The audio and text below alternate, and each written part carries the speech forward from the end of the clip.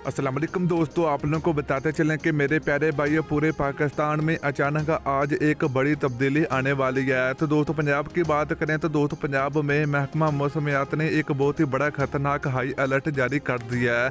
तो वीडियो के अंदर आपको मुकम्मल तफसील आप लोगों को मिलेगी। तो दोस्तों अगर आप लोग पंजाब में रहते हैं तो फिर आप लोगों को ये वीडियो देखनी पड़ेगी, क्योंकि दोस्तों पंजाब में एक बहुत ही बड़ा जो कि खतरा आ चुका है, जिसके लिए महकमा मौसमियात ने भी बहुत बड़ी खतरनाक हाई अलर्ट जारी कर दिया। तो वीडियो के अंदर आपको मुकम्मल तफसील आप लोगों को मिलेगी।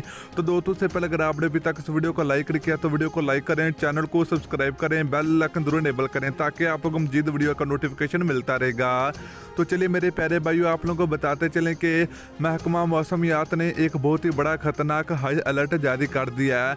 तो दोस्तों पाकिस्तान में अचानक एक बड़े तब्दीली आ चुकी है कि पाकिस्तान में दोस्तों बारिशों और तूफान का एक बहुत ही बड़ा सिलसिला शुरू होने जा रहा है। तो दोस्तों 3 और 4 दिन के बाद पंजाब में बहुत ही ज़्यादा बारिशें और तूफान आ सकता है, जिसके चलते काफ़ी ज़्यादा तबाही भी हो सकती है।